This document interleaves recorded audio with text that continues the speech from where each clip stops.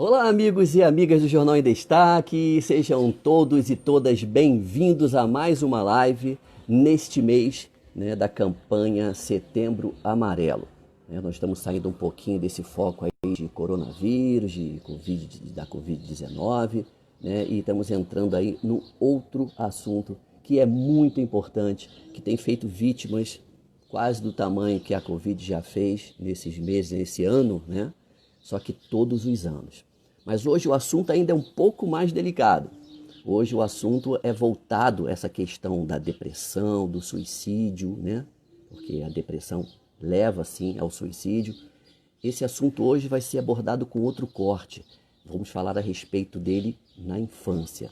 E por isso nós vamos aqui convidar uma pessoa muito especial, com uma experiência, com uma bagagem muito forte, muito grande, e eu tenho certeza que você aí, não só mamães, mães, pais, mas também titios, titias, enfim, você aí que se importa com as pessoas, você educador, educadora, então esse assunto hoje realmente é bastante abrangente com relação ao público, e eu quero desde já agradecer a todos vocês que já estão aqui com a gente ao vivo, e eu quero já iniciar falando um pouquinho a respeito da nossa entrevistada que estamos aguardando entrar já já, estará conosco aqui ao vivo e você também poderá fazer a sua pergunta para ela, tá bom? Nós estamos falando da doutora Lilian Cristina Moreira, ela é pediatra e também homeopata. Agora, olha só que bacana, principalmente você mamãe, você que tem seu primeiro filhinho aí agora, recente, olha que coisa bacana. E é por isso que eu até quero convidar você a acompanhar o trabalho da doutora Lilian Cristina nas redes sociais.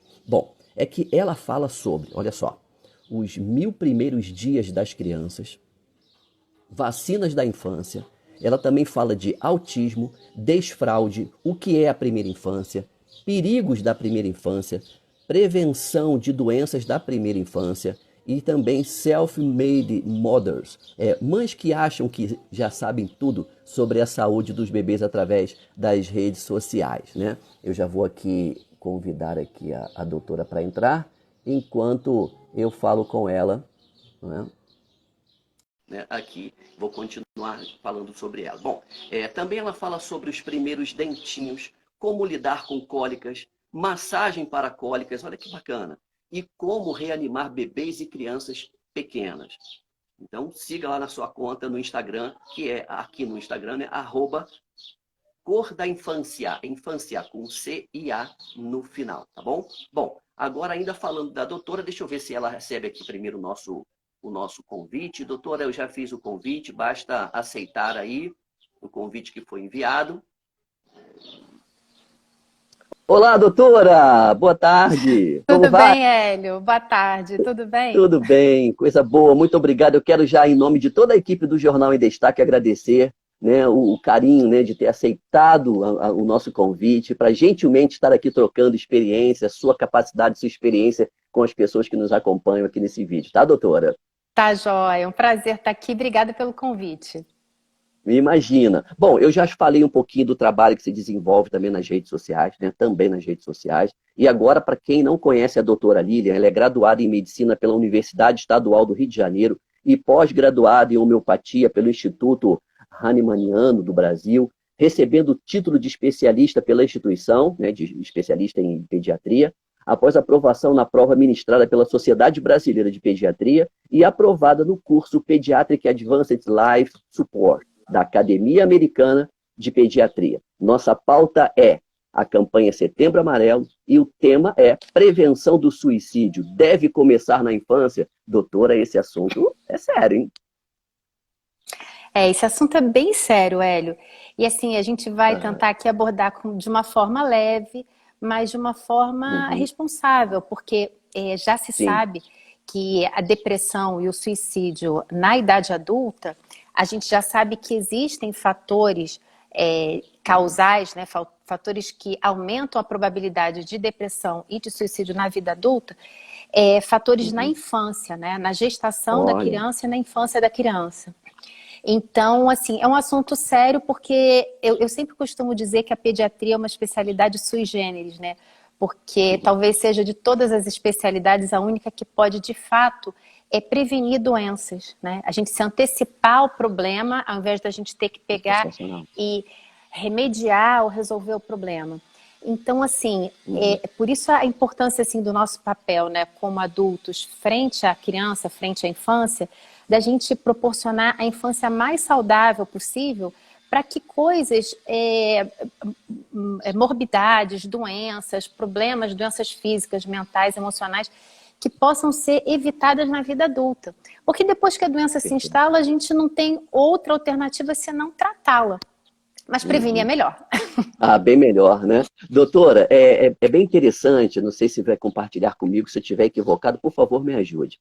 É que, assim, eu observo o comportamento, né, das pessoas, especialmente desse lado ocidental, né, do planeta, com relação à morte. É estranho porque nascer e morrer é tão natural à existência humana, mas quando a gente fala de morte, mas se cria-se uma coisa, parece que falar de morte, por exemplo, em família, com os filhos, é uma violência, né? Ninguém quer ouvir, o filho não quer ouvir o pai falando isso ou a mãe, o pai não quer falar isso para o filho, enfim. E aí a gente acaba esquecendo de uma coisa que é fundamental até para preparar as pessoas, para reagir. Mas, enfim, o que eu quero chegar com essa conversa, doutor, é o seguinte: a partir de qual idade é possível falar sobre morte com a criança? Ou não é possível, não se deve falar, doutora? Olha, é uma ótima pergunta, uma ótima colocação, porque, de fato, assim, o Ocidente, né, a gente tem uma visão muito mais assim preconceituosa em relação à morte. E é como você falou, é um fenômeno fisiológico, né? Em outras sociedades, as pessoas celebram a partida de uma pessoa da mesma forma que se celebra a chegada, né? Então parece ser mais coerente, isso, né? a gente... Sim, parece ser mais a gente coerente, vive... na verdade. a gente vive num mundo, Hélio, que assim, as partidas e as chegadas fazem parte desse mundo, né? E a gente precisa, de alguma forma, assimilar essa natureza, né, da vida, do universo, né? O universo é feito disso, né? As estrelas nascem, as estrelas morrem, né? Então, as plantas, os animais, tudo tem ciclos, né? A própria Terra, ela já viveu vários ciclos, né? Teve a era dos dinossauros, teve a era dos mamíferos gigantes e tudo. E essa era chegou e terminou. Então, assim, a vida é um fluxo, né? A vida não é um lago, a vida é um rio. E se a gente, digamos, se a gente se insere nesse fluxo da vida de uma forma mais serena, a gente flui com a vida de uma forma mais sábia, mais serena e mais feliz. Então, a gente querer estratificar ou estagnar o momento, né? A gente sabe que isso é impossível, né? Os melhores momentos passam, mas os piores também passam, né? Então, a gente ter essa sabedoria de fluidez na vida ajuda muito. E tocar no assunto da morte, eu acho que faz parte do preparo da criança também. Agora, você fez uma pergunta em relação a quando tocar, como tocar. Eu não sugiro você estar assim você não está na mesa do almoço de sábado, de domingo. Gente, vamos falar de morte? Eu acho que não faz sentido, não cabe. Mas muitas vezes esse assunto aparece, né? Porque a morte aparece. A morte faz parte da vida. Então, como pediatra, a minha sugestão é o seguinte. Primeiro, em relação à faixa etária. A criança de até 3 aninhos, 4, ela ainda não tem a compreensão do que é a morte, né? Se você for falar com uma criança de 2, 3, 4 aninhos, a vovó morreu, ou fulano morreu, a criança, ué, mas ela não vai voltar? Quando é que eu vou vê-la de novo? Ela foi para o céu, virou estrelinha. Mas eu quero que ela desvire estrelinha e volte. A criança não tem, né, esse pensamento subjetivo da morte. Então, antes de 4 anos, é muito difícil a criança ter essa apreensão. Entre 4 a 7, mais ou menos, isso depende da criança, claro, a criança começa a compreender que a morte é um fenômeno irreversível. Não tem como desmorrer, né? Então, morreu e ponto final. E assim, para a gente, né, para qualquer pessoa, a irreversibilidade de um fato é um problema, né? A gente não tem aquela teclinha do computador, nem do desfazer, né? Não tem como, né? Não tem como a gente voltar atrás. E aí a criança entra em contato com isso. Então, essa faixa etária, 4 a 7, a criança já consegue compreender. Antes disso, não é bobagem você tentar entrar nesse assunto. E também, assim, vai tirar isso do nada, né? Eu acho assim, a gente Uhum. deve tocar nesse assunto quando for uma demanda da criança. Então, se a criança Uhum. vem e a criança talvez tenha ouvido na escola, ouvido de um coleguinha, ou enfim, entrou em contato com a morte de alguma forma, o assunto veio à tona, se a criança tocar no assunto com você e perguntar, procure abordar de uma forma natural e serena, porque aí a criança vai perceber que aquilo é uma coisa natural. Se a criança Uhum. perceber que falou em morte, o pai e mãe mudou de assunto, ou ficou angustiado, ou ficou ansioso, apresentou desconforto, a criança já vai associar e falar, ih, gente, isso é uma coisa problemática. Melhor não falar. Porque nessa idade ela já percebe, né, doutora? Nessa idade ela já percebe Já. essa reação dos adultos, né? Olha, vou te falar uma coisa com sinceridade. A criança percebe muita coisa muito antes do que a gente imagine. Porque a criança é muito sagaz. A gente, Aham. mesmo assim, as sutilezas do nosso comportamento, um trejeito, a criança é muito atenta à comunicação não verbal, aquela comunicação Uhum. subliminar. Então, o que a gente Uhum. fala com os olhos, o que a gente fala com a postura do corpo, o que a gente fala em relação ao sentimento da gente, a criança atravessa isso tudo e percebe. Então, Uhum. da forma verbal, mais obviamente ainda. Então, assim, se a criança abordar, toca no assunto, mas assim, a minha sugestão é falar de acordo com a demanda da criança, né? Se a criança veio perguntar uma coisa objetiva sobre a morte, você procura responder da forma mais objetiva possível. E deixar em Uhum. aberto para ela ficar à vontade para uma segunda pergunta. Ou uma terceira, Sim. ou discorrer sobre o assunto. Uhum. Se a gente pega e já dá uma Uhum. resposta assim, ah, filho, morrer, ah, todo mundo morre, é a coisa normal. Ih, mas vai demorar muito, filho. Vamos lá ver a tua televisão? A criança já vai Uhum. olhar e falar, ela não gostou do assunto, é melhor não falar sobre isso de novo. Uhum. Então, é você deixar a criança à vontade. E o segundo momento que eu acho que, segunda situação que eu acho importante, além de uma demanda espontânea, é se acontecer algum evento desse na família. E Ah, às isso. vezes é a morte de um animalzinho de Uhum. estimação. Às vezes um peixinho. Se o peixinho Uhum. morreu e foi para onde? É ele, aquele corpinho que está ali, ou um cachorrinho, um gato, ou às vezes uma pessoa próxima da família, conhecido, e às vezes ele até uma celebridade, uma pessoa que se torna da família Uhum. sem ser da família. Aquela pessoa que entra Uhum. na nossa casa todo dia pela É, tela da isso. TV, e a Aham. gente se torna um pouco íntimo dela, um ator de televisão, uma atriz, enfim, um Uhum. cantor. E quando isso aparece, é importante assim a criança ter esse espaço dentro da família, esse acolhimento, para falar sobre o assunto. Então, a minha resposta a essa pergunta é: quando houver demanda da criança, especialmente se ela vier falar sobre o assunto ou se tiver tido alguma situação de morte na família, e às vezes a gente não falou nada. E a gente sabe que a criança está mal, está triste, que a criança percebeu que aquele tio morreu, que aquela pessoa conhecida morreu. E aí a gente perceber que a criança está na dúvida se fala ou não, mas a criança não está bem, a gente mesmo abordar. Ah, você sabe que fulano morreu e tudo. Como é que você está se sentindo sobre isso? O que, que você pensa disso? Dá espaço para a criança falar. Primeiro a gente tem que ter Uhum. uma escuta empática, sabe? Acho que é a primeira questão. Uhum. Porque se a gente ouve com empatia, não é meramente ouvir. Porque ouvir esse copo que está aqui do meu lado, está ouvindo o que eu estou falando? Né? Mas Uhum. entre aspas, né, ele está presenciando a minha emissão vocal. Mas é você ouvir com empatia. Você dá aquele Uhum. ouvido acolhedor, porque a pessoa se sente à vontade para continuar falando, se sente amada, querida, importante e acolhida. Então, Certo, é doutora, nesse momento que eu acho importante. sim, eu lhe faço ainda dentro dessa pergunta, né, com relação ao momento mais apropriado, né, que você deu vários exemplos que eu achei sensacional sobre um peixinho que, né, que morre, um animal de estimação, enfim, Uhum. ou alguma celebridade e tudo. A pergunta é melhor tocar nesse assunto, é melhor provocar esse assunto nessas ocasiões em que a morte não aconteceu, porque quando a morte acontece dentro da família, né, por exemplo, você falou da avó, né? Os netinhos são muito ligadinhos, né? Uhum. As vovós, né? Porque aí, nesse momento do luto, né? Falar sobre morte vem também com aquele peso da tristeza, da dor, né? É Sim. melhor optar por um momento em que não se fale da morte no momento do luto da família, ou o luto também pode ser uma boa oportunidade? Ou talvez é uma oportunidade, mas ela seria melhor? Seria melhor.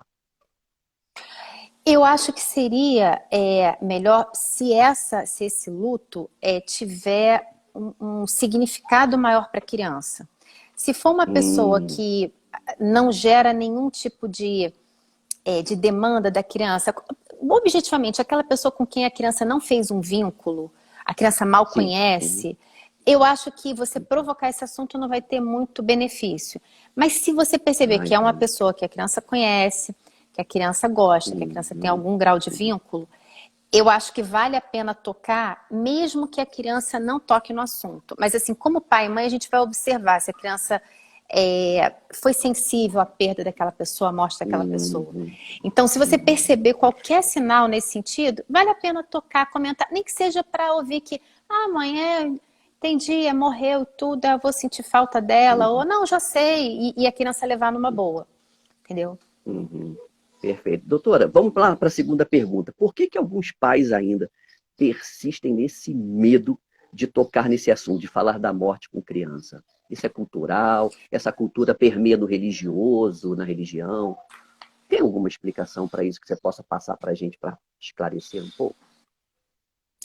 Eu acho que tem muita relação com o que a gente estava falando, da cultura, né? E da conexão com o sentimento de perda e de reversibilidade. Porque normalmente, né, a gente tem muita dificuldade de lidar com perda, né? Eu acho que assim, você, todo mundo, a gente tem dificuldade em perder as coisas. E a morte é a perda do quê? Do contato com uma pessoa que a gente ama, que é importante pra gente, que a gente se habituou ao convívio, né? Então, a ameaça de você perder o convívio de uma pessoa ou a presença daquela pessoa de forma irremediável, não tem como você, não, gente, ela viajou, mas vai voltar daqui um ano, não, se mudou para a Sibéria, mas quem sabe eu arrumo uma passagem aérea e vou lá vê-la, mas a morte não tem essa possibilidade. Eu acho que mexe, assusta, eu acho que também toca na questão da percepção da finitude da nossa vida também. Né? Então se torna um tabu porque a gente também percebe que a gente não é eterno, né? E que a nossa vida também vai ter um fim. E aí, como eu acho que é um grande tabu para cada um de nós, especialmente, como você falou, na sociedade ocidental, acaba se tornando um tabu porque falar sobre isso já causa uma série de incômodos, desconforto, ansiedade ou preocupação. E aí, assim, para que a gente vai falar disso se a gente pode falar do nosso time de futebol que ganhou essa semana? Verdade. Ou se a gente pode falar de alguma amenidade. Então, as pessoas não param para pensar. Mas, assim, o que eu acho que é interessante, eu não tenho uma cultura mórbida, muito pelo contrário, mas eu acho que certas temáticas deveriam ser faladas e conversadas porque elas vão acontecer, né? Você não precisa falar sobre uma coisa que hipoteticamente aconteceria. Até vale a pena, né? Por exemplo, a gente quando entra num avião para pegar um voo, tudo, os comissários de bordo não sempre dão aquele treinamento, caso haja despressurização na cabine, caso haja algum acidente, você deve agir daquela forma. Isso é uma hipótese que, graças a Deus, é muito raro acontecer. Mas a gente não toca? Para quê? Para se acontecer, a gente está minimamente preparado. A morte é inevitável acontecer. Então, por que a gente não tocar para a gente estar minimamente preparado para aquele momento? Sabe? Esse para mim, o grande ponto. Né? E assim, de fato um tabu por conta disso. Por conta dessa questão de ser doloroso e difícil, né? Quando a gente prepara os familiares, né, com essa conversa franca, né, sem a dor, sem a tristeza, né, mas falando sobre a sinceridade e a realidade da morte, eu acho que também é uma forma de cuidado, de carinho, de amor e até de proteção para aqueles que vão ficar. Né? E Exatamente. ainda assim as pessoas resistem, né, doutora? É impressionante, né? E ainda assim doutora, vamos lá. É difícil. Sim, completa. Pois é, ainda assim é difícil, mas vamos lá. Sim? Não, pode falar, tranquilo. A gente vai encaixar. Nós aqui, né, estamos em plena campanha do Setembro Amarelo, né, que é uma campanha muito bem-vinda né, porque ela busca despertar a atenção das pessoas para uma situação muito séria, né, porque a gente sabe que a depressão, né, ela leva ao suicídio, né, então eu gostaria de, né, fazer aí esse pulo, né, da morte para o suicídio, considerando essa questão da depressão. A minha pergunta, doutor, é a seguinte: como falar com os filhos, especialmente os pequenos, né, sobre o suicídio? O suicídio se torna ainda mais complexo porque é uma atitude assim que para todos, né, parece uma atitude muito assim nihilista, no sentido de nada vale a pena nesse mundo, nem a minha própria vida, né? Porque você pode desqualificar uma pessoa, ou uma instituição, ou um país, mas quando você desqualifica a si mesmo, é uma forma de você dar um recado, né, entre aspas, para o mundo, tipo, nada disso vale a pena e nem eu. Né? Então, o suicídio digamos, uma atitude extremada, muito difícil, muito dolorosa de ser assimilada. Né? E aí se torna um tabu mais complicado. Você agrava uma situação difícil, que é de perda, para uma perda súbita e violenta e ainda por cima auto-infligida. Mas assim, uma coisa boa que a gente pode falar. Normalmente o suicídio, ele não sempre, né? Mas na maioria das vezes ele está associado, em mais ou menos 90% dos casos, em algum transtorno mental pré-existente. Os transtornos mentais mais relacionados à questão do suicídio são a depressão e a ansiedade. Em primeiro lugar, a depressão, depois a ansiedade. Mas também a esquizofrenia, bipolaridade e outros transtornos mentais. Então, assim, se a pessoa tem, né? Se você tem uma pessoa da família, amada, querida, que você suspeita do mínimo sinal de algum transtorno mental, principalmente a depressão, a ansiedade, a primeira coisa é você abordar essa pessoa com esse assunto para que a pessoa se sinta confortável em falar sobre isso. Porque muitas vezes, Hélio, pedir ajuda é um ato de coragem que a pessoa que está deprimida não tem. A gente pensa, por que não pediu ajuda? A pessoa não teve forças para aquilo, não teve medo de não ser aceita, teve medo de ter mais ainda sentimentos de menos-valia. Tipo assim, tô me achando uma porcaria. Imagina se eu falar que estou deprimido, aí é que vão me julgar e me criticar e me acharem pior. Então, a gente ter esse olhar sensível é complicado. E porque a pessoa está em sofrimento. E tem uma série de coisas envolvidas ali. Então, assim, primeira coisa, se você percebe algum sinal de transtorno mental, não se furte a abordar. Se for seu filho, se for alguma pessoa que esteja sob a sua tutela, ofereça ajuda, toque no assunto.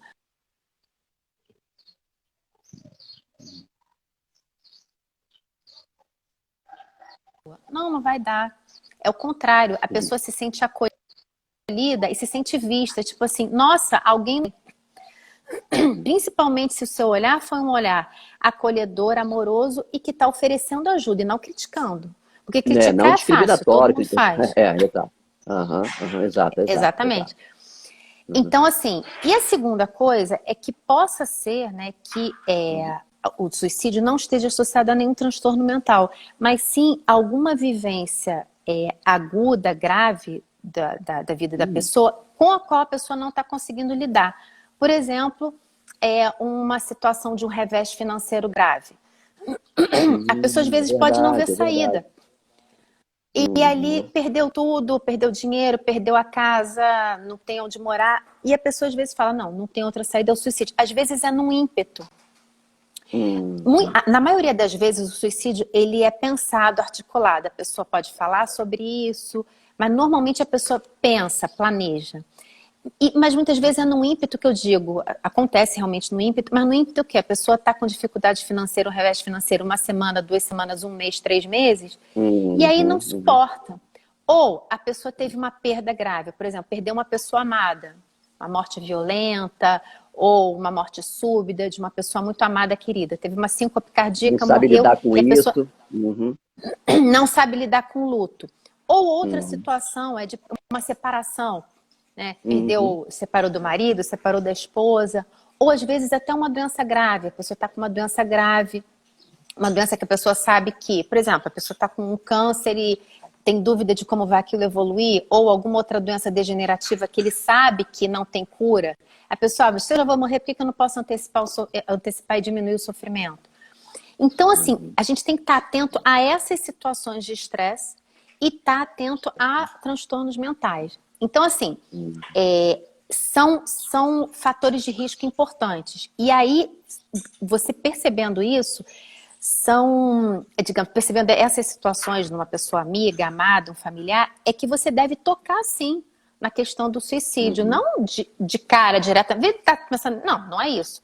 Mas sim, como é que você está sentindo? Você está bem? Como é que você está? Eu estou percebendo que você está triste, o que está acontecendo? Abrir um espaço e aí ver se a pessoa consegue falar mais sobre isso e abrir um espaço para você tocar no assunto, entendeu? Que é muito importante e salva vidas. O importante é tentar achar um ambiente em que ela se sinta confortável para falar sobre esse sentimento que ela está passando, não é isso, doutora? Exatamente. Abrir um espaço para que a pessoa se sinta vista, né? Se sinta percebida. E a partir dali, você pode fazer, lançando ganchos e perguntando, eu estou percebendo que você tem andado triste, ou você emagreceu muito nos últimos tempos, o que está acontecendo?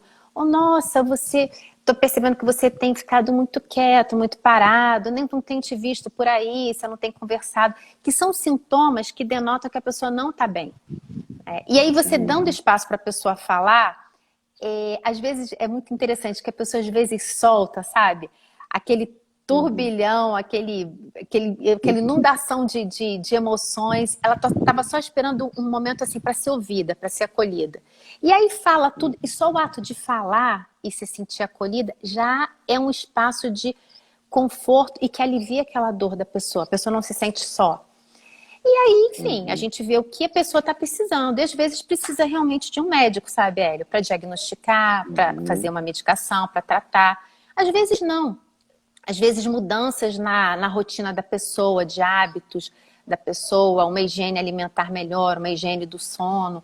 Tudo isso às vezes já resolve. Mas às vezes precisa chegar ao extremo de uma avaliação psiquiátrica e medicação, claro. Sem dúvida. Doutora, a senhora apresentou várias situações, né, que podem se tornar assim, um cenário para alguém estar desenvolvendo ou passar a desenvolver uma depressão, uma ansiedade ou qualquer outro fator aí que atinja aí, o seu bem-estar mental. Né? Como, por exemplo, se ela está emagrecendo sem estar fazendo algum tipo de dieta, se ela perdeu alguma pessoa, né, que ela amava, muito próxima. Enfim, são várias coisinhas que quem está perto tem que ter essa sensibilidade, né, de perceber e dar essa atenção devida. Não é isso, doutora? Acho que é um cuidado. Exatamente. Por isso que eu tenho chamado as pessoas a participarem, né, aqui conosco e dizer assim, para você que se importa, né, para as pessoas que se importam com pessoas. Eu acho que para quem se importa, a gente tem que ter esse olhar e observar como é que está aí, né, o cenário daquela pessoa e tentar fazer com que ela, no caso, como a doutora bem explicou, fazer com que ela se sinta confortável, confiante, para colocar para fora. E isso já é um avanço, né, doutora? Para quem está com um monte de coisa na cabeça, colocar para fora já é terapêutico, né? É muito terapêutico, porque você se sente espelhado, você se sente entre os seus pares, sabe? Tipo assim, eu não estou sozinho nisso. E a pessoa não está, né? Tem um contingente enorme de pessoas passando por desafios, né? A gente tem uma taxa, né, de depressão bastante alta, né? Especialmente assim, no Brasil, no mundo como um todo, mas no Brasil a taxa é alta. Infelizmente está aumentando na faixa etária pediátrica e de adolescentes. E com essa pandemia, isso agravou muito mais, né? A gente está tendo uma epidemia aí de doenças mentais que estão se agravando nesse momento da pandemia. Não é só uma pandemia de coronavírus, não. Tem uma pandemia de transtornos mentais também. Mas assim, se você sente que você não está sozinho, você se sente acolhido ou espelhado, não, eu também já passei por isso, ou eu também já me senti assim, ou mesmo que você se sinta assim, eu estou do seu lado, eu te amo, o que a gente pode fazer? Nossa, isso por si só, né? Eu sempre costumo falar uma coisa, Hélio, gente cura gente, sabe? As pessoas curam outras pessoas. Então, a partir do momento que você também busca curar a você mesmo, cuidar de você, é mais uma luzinha que se acende no mundo. E você pode, de alguma forma, iluminar o outro. Então, ter essa sensibilidade, né, qualquer pessoa na sua vida pode se tornar um terapeuta para você de alguma forma. Basta ter esse olhar de acolhimento, sabe? Isso é muito importante. Doutora, nós temos um educador aqui que está fazendo uma pergunta, né? As gerações próximas estão extremamente ansiosas, né? Às vezes, percebo que as crianças de 10, 11 anos de idade estão chegando em sala com comportamentos extremos, seja inquietude ou inércia. Como ajudar? Isso aí foi o Júnior, né, que é o educador, né, e ele está aí com essa preocupação de poder colaborar. Está me ouvindo, doutor? Tô ouvindo agora. Mas essa observação é verdade mesmo, né? Essa inquietude exagerada, essa passividade, e em paralelo, agitação excessiva, perda de concentração, são sinais, podem ser sinais de depressão, podem ser sinais de uma ansiedade mais patológica. Que quando é que a gente diagnostica que isso é patológico, né? Porque você está um pouco agitado num dia, um pouco mais paradão em outro, isso é ok. Ou eu ter um perfil mais agitado, ou eu ter um perfil mais quieto, também é ok. Quando é que isso se torna um problema? Quando está começando a causar sofrimento, você vê que a pessoa está sofrendo, a pessoa não está bem, não está feliz, ou está causando um desajuste social, ela não está bem socialmente. Até assim, a definição de saúde, né, da OMS é um perfeito bem-estar físico, mental, emocional e social. Então, se a pessoa está bem nesses 4 âmbitos, mas a pessoa é mais quietinha, mais paradona, ok, né? A pessoa está fluindo bem na vida social dela, emocionalmente está bem, fisicamente está bem, ok. Mas quando a gente vê que tem algum sofrimento, é que a gente tem que parar para dar um olhar melhor. E eu acho que assim, essa ansiedade, essa agitação, essa chegada na infância já com uma qualidade mental e emocional prejudicada, tem muito a ver com a qualidade da infância que a gente está com as crianças. A infância, quantas vezes está sendo terceirando em creche? Numa idade muito precoce, uma ausência, né, de figuras cuidadoras presentes ali. O pai, uma mãe, uma avó, pessoas que têm que dar aquele apoio, suporte. Exposição exagerada da criança a telas, que não deveria acontecer. Você sabe que até tem um consenso, né, da Sociedade Brasileira de Pediatria falando que a exposição exagerada de telas aumenta a chance de comportamentos e ideações suicidas, de automutilação, de autoagressão. Então, essa exposição à internet, à tela, porque as mídias sociais, as redes sociais, aumenta muito. Não é nada saudável. Nada saudável. Tipo, os pais, eles às vezes se colocam numa posição impotente que não é verdadeira, né? O pai, digamos, é onipotente quase em relação ao bebê, né? A criança de 2, 3, 4 anos, a criança faz o que a gente quiser que ela faça, né? Se a gente não quiser que ela mexa no celular, ela não vai mexer. Por quê? Porque o celular você pode guardar, você pode desligar. A criança não tem como. A criança não vai sair de casa e comprar um celular e comprar um chip, não vai, né? Então ela vai usar se você permitir que use. Mas assim, se você fica usando o celular aqui na tua mão e com a criança no colo, ela vai estar usando, ela vai estar vendo. E a criança aprende, por exemplo, Hélio. Então, assim, essas crianças estão tendo infâncias longe da natureza, infâncias antinaturais, né? Tem que ter vitamina S, sabe? Tem que pisar no chão de terra, tem que pisar na grama, tem que correr atrás de pintinho, tem que, sabe, jogar bola, tem que brincar. A criança tem que ter espaço, né? São fatores de proteção, né? A criança ter uma infância saudável. A infância ideal não existe, gente. A gente pensar que a gente, como pai e mãe, vai oferecer, puxa vida, eu moro num apartamento pequeno e não tenho recurso. Calma, não é para entrar em sentimento de culpa, em achar que, não, faça o melhor dentro do que é possível. Mas assim, tenta esgarçar um pouquinho mais o que é possível, se esforça um pouco mais para dar aquele espaço de saúde à criança, sabe? Então, oferecer uma infância saudável já é um fator de proteção contra isso tudo. Inclusive esses comportamentos inquietos, ansiosos, agitados ou extremamente passivos de criança.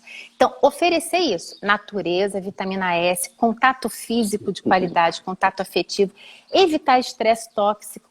Quer dizer, você ficar, criança presenciar brigas em família, pai e mãe que usam e abusam de drogas, pai e mãe que de repente exigem demais daquela criança, cobram demais. Então, tudo isso é estresse tóxico. Você melhorando essa qualidade de vida na infância, a criança vai chegar na sala de aula numa condição melhor também. Que bom. Doutora, o Júnior colocou aqui como resposta, nossa, que máximo, gente cura gente. Quem fez umas palminhas aqui, é sensacional, realmente. É sensacional. Mas é verdade. Doutora, eu tenho uma última pergunta para lhe fazer, né, que lá no comecinho da nossa conversa, você falou sobre problemas que já vêm lá no iniciozinho, né, na gestação ainda. Né? Então eu quero te perguntar, isto, né, a questão genética e o histórico familiar, ele influencia nesse comportamento da criança e adolescente? Muito. Tem como fatores de risco para a criança, né, para desenvolver depressão, ansiedade, transtornos mentais, né, e, consequentemente, se chegar a um suicídio, a gestação com problemas emocionais graves, mulher que passa por estresse emocional grave durante a gestação, isso impacta de sobremaneira aquele feto, né, e aquele futuro bebê. Então, assim, a gestação deveria ser um espaço para a mulher viver o quê? Um momento de serenidade, de paz, porque, gente, ela está construindo um novo organismo. Não está construindo só braço, perna, coração, está construindo o cérebro, está construindo as primeiras memórias emocionais, afetivas, mentais daquela criança, daquele bebê. E é um momento extremamente sensível. É fácil a gente comparar. Você imagina uma arvorezinha pequenininha, uma sementinha. Quando a gente começa a cuidar dela, né, ela brotando, desde o início a gente dando todas as condições mais favoráveis, ela tem de tudo para crescer uma árvore forte, saudável. Mas se no início da vida ela sofreu muito estresse, não teve o cuidado necessário, não tem como. Essa árvore vai ter um crescimento comprometido, a qualidade do fruto dela vai ser comprometida. Sem dúvida. Então, a gestação turbulenta é fator de risco para depressão, a mulher que passa por problemas emocionais graves. Histórico familiar de depressão materna, né? A mãe que teve depressão ou que teve transtornos mentais tem um aumento grande, né, de possibilidade dos filhos desenvolverem também depressão, transtorno mental. Depressão e transtorno mental em outro familiar de primeiro grau, né? Irmão, pai, mãe, assim, parente de primeiro grau.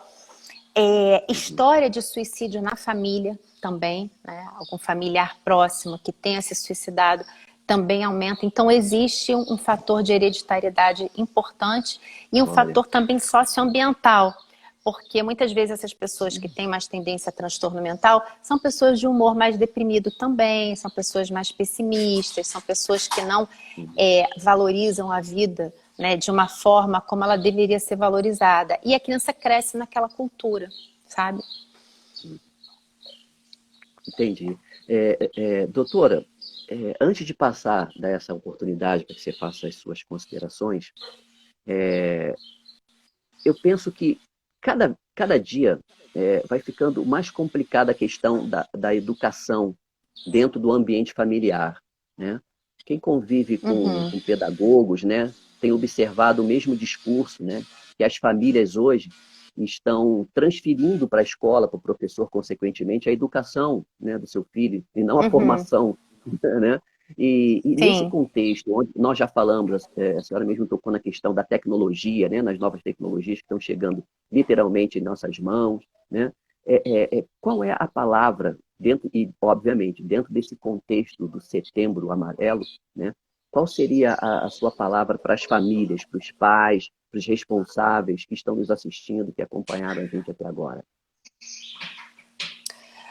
Olha, em relação à qualidade assim, de vida da criança, né? Em relação à saúde mental e emocional da criança, os primeiros 1000 dias de vida, né, a gente sabe em pediatria que eles são determinantes. Hélio, é uma janela de oportunidade que se abre e ela se fecha. Então a gente tem que abraçar aquela janela de oportunidade para a gente cuidar do filho, oferecer àquela criança tudo de melhor possível, porque naquele momento é um momento onde os neurônios, né, onde está havendo uma grande plasticidade neuronal, os neurônios estão fazendo as suas conexões sinápticas, né, porque a gente, basicamente, o nosso cérebro ele não nasce pronto. Ele vai digamos, se maturando ao longo dos primeiros anos de vida e posteriormente também, mas a grande velocidade de maturação do cérebro são nesses primeiros 1000 dias, que inclui a gestação e até o segundo, terceiro ano de vida da criança, mais ou menos. Então, as experiências vivenciadas nesses primeiros 1000 dias são determinantes para a criança. E, claro, na sequência também, né? É tudo assim, é como se a gente preparasse o terreno, a gente fizesse a melhor semeadura e depois a gente tem que dar continuidade àquilo. E aí você falou, a gente comentou sobre a questão da terceirização da educação da criança, né? A educação, ela tem que ser dada prioritariamente pelos adultos com os quais a criança estabeleceu aquele vínculo primário. Quer dizer, não precisa ser só em cima da figura da mãe e do pai, né? Mas uma figura presente ali, um tio que está ali presente, ou uma avó, uma pessoa com quem a criança faça um vínculo afetivo, que seja um adulto cuidador, representativo na vida emocional e afetiva daquela criança. Sim. E a criança vai aprender pelo exemplo. A criança não aprende o que a gente ensina para ela, o que a gente fala para ela. Isso corresponde a 5, 10%, no máximo. Olha. A criança aprende pela experiência. Então, ela experimentando o relacionamento com as pessoas que cuidam dela. Então, a forma como você olha para a criança, o tom da sua voz, o volume da sua voz, tem muito mais a falar do que as palavras em si. Porque você pode falar todo um conteúdo muito inteligente, muito interessante, mas desprovido de afeto, de emoção, ou desconectado com a emoção, né? Você pode falar que ama, que cuida, mas e nos seus atos? A gente não descobre que a pessoa te ama, ou que você é importante pela pessoa, pelo que ela fala, mas pelo jeito com que ela age com você. Exatamente. A criança é muito mais sagaz ainda do que um adulto. Doutora. Então, assim, muito, assim, a gente não tem ideia, porque a criança, ela tá... Quem é pai, se tiver algum pai ou mãe de criança pequenininha me ouvindo, você vai ver que a criança, às vezes, você nem percebeu que a criança se tocou daquilo, mas você vai ver dias depois ou semanas depois que a criança demonstrou que ouviu, entendeu e vai responder a uma coisa que você fez semanas atrás. Então, assim, a educação tem que vir de casa mesmo, né? Mas, assim, a formação... Claro que os professores educam também, é óbvio. São figuras de formação para as crianças. São figuras importantíssimas e que precisam ser muito mais valoradas na nossa sociedade, né? O ensino, a pesquisa, a educação. Mas é injusto você pegar e jogar em cima dos ombros dos professores, que são adultos com os quais as crianças vão ter contato mais à frente na vida e que não têm um vínculo afetivo forte, como tem com o pai, mãe, um adulto cuidador, jogar para cima deles a responsabilidade. Não funciona, tá? O pai e mãe podem querer se enganar e achar que podem terceirizar a educação, mas não vai funcionar, não vai dar certo. É injusto, não é saudável com a criança, menos ainda com o professor, entendeu? Então tem que vir mesmo, e tem que vir, repito para você, é muito importante esse vínculo formado, e esse vínculo é formado nessa primeira infância. Então, é esse adulto, né, ou esses adultos que vão ser os grandes formadores daquela criança e que tem que ser os responsáveis por transmitir valores, transmitir princípios através do quê? Das atitudes, da experiência oferecida à criança e não meramente por palavras. Certo. Doutora, e quem quiser consultar com a senhora, lá no seu Instagram, na sua conta do Instagram aqui, as pessoas têm como fazer contatos, telefones e outras coisas mais. Como é que faz? Qual é a sua... o que se pode recomendar para que as pessoas que se interessarem possam procurá-la e encontrá-la? Olha, eu tenho a conta no Instagram, que é o Cordência. Talvez eu até mude mude para colocar o meu nome mesmo, porque tem pessoas que estão dizendo, mas enfim, por enquanto eu cor da infância. Ali tem meu telefone, tá minha fotinho de perfil, a pessoa vai me reconhecer. Tem meus telefones, tem o telefone do WhatsApp do consultório, o telefone do consultório. Se a pessoa quiser me encontrar, né, eu trabalho no Rio, né, na Barra da Tijuca, segundas, quartas e sextas, então não é difícil. Pelo clicando. Segunda eu trabalho tarde e noite, quarta também, tarde e noite, e sexta eu trabalho manhã e tarde. Então é fácil me encontrar ali pelo Instagram, é fácil encontrar os contatos, né, do WhatsApp do consultório e o telefone fixo. Se a pessoa quiser comentar alguma coisa ou tiver alguma dúvida, pode mandar para mim. Eu só não me comprometo a responder muitas perguntas no direct, porque às vezes fica um volume muito grande. Imagina. E às vezes são perguntas complexas, né? Mas assim, uma pequena dúvida, eu posso responder sem problema nenhum. Mas pessoalmente, em consulta, e às vezes em consulta online, tá, Hélio? Depois que aconteceu essa pandemia, eu abri um espaço para consulta online. E funciona, sabe, em algumas situações, para a gente poder aconselhar, orientar, sabe, é bem possível, tem um espaço, claro que assim, tem situações onde é impossível a consulta online, mas ela às vezes pode ser uma primeira abordagem antes de uma consulta presencial, tem funcionado para mim sim. Que ótimo, poxa, isso é uma coisa muito boa para a gente que está aqui a mais ou menos uns 120, 130 quilômetros do seu consultório, doutora. Um pouquinho longe. Doutora, eu quero mais uma vez agradecer a sua generosidade, né? Quero agradecer a sua participação aqui conosco, transferindo toda essa sua bagagem, experiência e qualificação com os leitores e seguidores do jornal. Desejo muito sucesso e qualquer coisa que você achar que a gente pode ser útil, por favor, entre em contato. Essa nossa entrevista vai ficar aqui no Instagram, vai ficar também no Facebook e no nosso canal do YouTube. E vai sair também uma matéria na próxima edição impressa do nosso Jornal em Destaque sobre essa nossa conversa. Tá bom, doutora? Tá ótimo, maravilha. Olha, muito obrigada pelo convite. Eu fico muito feliz em participar, porque é um tema que é relevante, é importante. E falar sobre criança, sobre saúde, sobre coisas assim que dizem respeito ao ser humano, sabe? Me tocam muito, dizem respeito a mim, meu ideal de vida, a minha profissão. E eu te agradeço muito o espaço para poder falar sobre isso. Obrigado. Obrigada, muito obrigado. Um forte abraço, um ótimo dia. Por favor, fique à vontade. Obrigado. Felicidade.